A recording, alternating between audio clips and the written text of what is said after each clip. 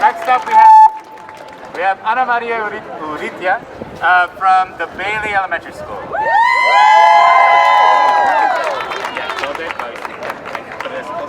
Hi everyone, can you hear me?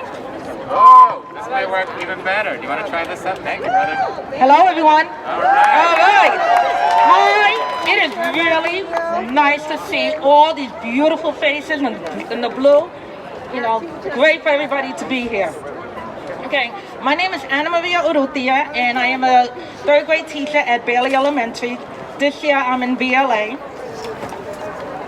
And I've been with the district for 21 years. Yes, slowly 21 years in the same building. Yeah. Before that, I spent 14 years teaching in Brooklyn, New York. And I absolutely love it here in Providence. I love teaching my students. I love the families. I love the students. I love the diversity. I love the passion that our students have. I love that we have so many talented students that don't know that they're talented until we bring it out in them. And I love that we do that. Okay? But we have some difficulties. We do this job because we love our families, we love our children, in spite of everything that we have to go through. In spite of all the obstacles. We do it without the resources that we need. We're out there buying our own supplies, our own furniture, buying everything that we need because we love our students, because we go above and beyond.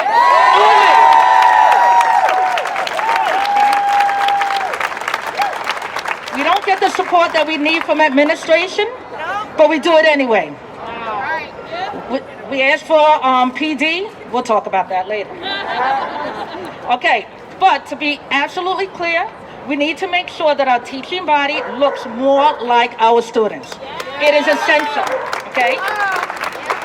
We have to make sure that we are teaching the histories and lived experience of our students and families. It's about them, okay? We need to make sure that we support the transformation of our school culture into not colorblind, but truly anti-racist spaces. We can no longer be complicit. We can no longer just stand by and watch what we see happening. We can no longer just let things go. We have to speak up and stand up for our children and our families. No more keeping silent. You see something, you say something, you do something. Okay. We will fight both the contract and outside of it to achieve this. So please hold us accountable to this, because we will do it. Let's talk about how we actually get to greater educator diversity. We need to truly build the Grow Your Own pipeline for our students, for our teacher assistants, for our families, for our communities. We need to invest in supporting the educators of colors that we have, the few that we have. And most importantly, we have to keep folks from leaving. We can't afford to lose even one educator. We've already lost a few educators of color for absolutely no reason. Okay, I'm not going to go further. Yes, teacher assistants. Okay, in 2015, an Al Shanker Institute State of Diversity study examined 9 large cities from Los Angeles to Cleveland, New Orleans to Boston, New York, San Francisco, Philadelphia, Washington, D.C. And it showed a crisis in every city that lost black and brown educators in droves, just lost them.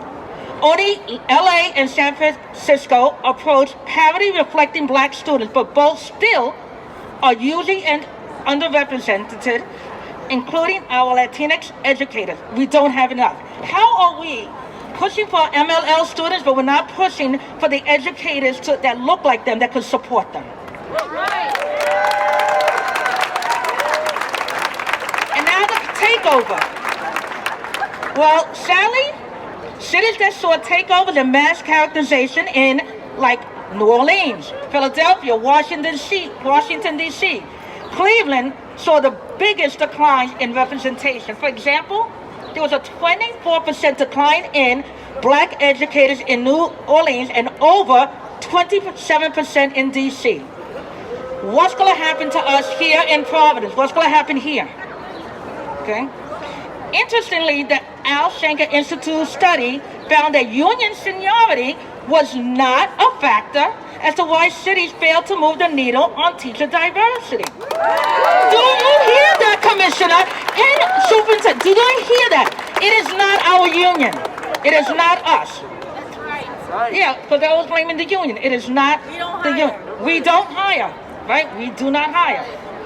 Okay, so why is that? Cities, including Providence, are not hiring at a replacement rate to make a difference. So when we lose teachers, we're not going back and we're not hiring them, okay? So therefore, we've lost so many teachers of color, and in almost every city, the rate of educators of color leaving within 5 years was greater than that of white educators. Yes. In Providence, we have an added issue. We receive half as many applicants for our position than most large districts, according to a Brown-Annenberg report this year. We must recognize that we're behind by the state's own doing. Teaching license reciprocity with Massachusetts didn't start to 2019. When I read, that blows my mind. I came from New York 21 years ago. Reciprocity, and Massachusetts, bordering state, no reciprocity? Why did it take so long? We know that we've cut teacher peer mentors.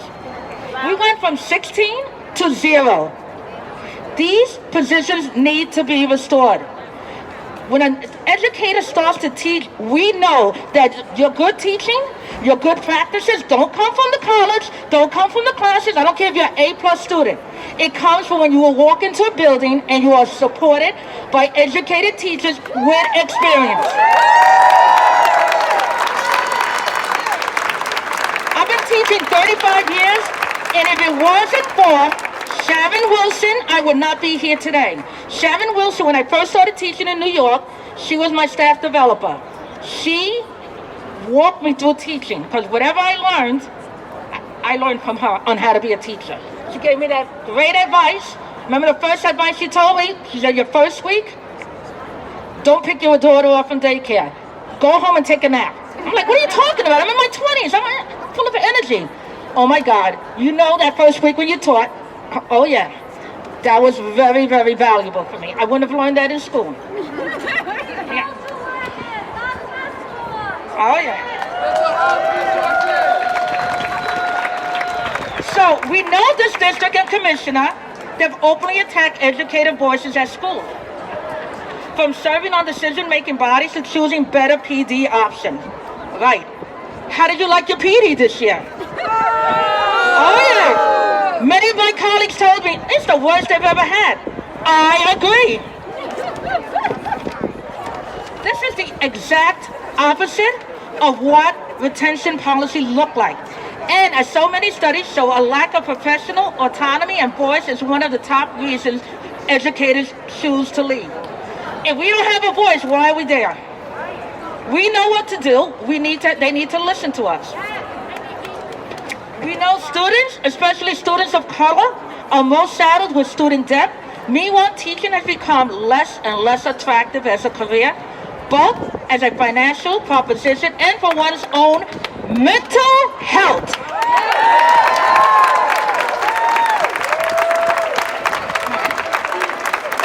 They did do one thing. We're glad that the district has introduced affinity groups that allow a supportive environment for educators of color. If you haven't been to one, I highly recommend it. They are good. Our union has also endeavored to create a similar space.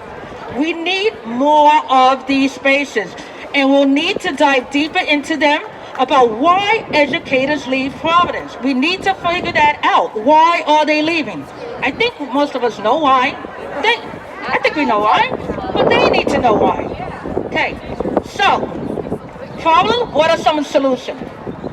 Our statewide union, the Rhode Island Federation of Teachers, have worked closely with Rick in the Educators Rising program at Mount Pleasant, and JSEC. We must invest more in these grow your own programs. We have to. We're calling on RIDE and the state legislature to partner with more colleges and programs in creating intentional, well-supported pipelines from educators of color in Providence and across New England. We're calling on RIDE and state legislature to create and support more teacher assistants and community-to-teacher programs. We have amazing teacher assistants. Why are we not pushing them into the classroom as educators? When I was in New York, they had a program for paraprofessionals. My paraprofessional became a teacher in the same building. She was amazing. We have them. We know that. Okay. So we're calling for RIDE to settle a fair contract that makes sure educator voices are heard. Hear us. That teacher peer support staffing is restored. How are we not supporting our teachers? And then you wonder why we have a shortage. That teaching in Providence is competitive and attractive. Thank you. Thank you. Let's give it up for Anna. Woo!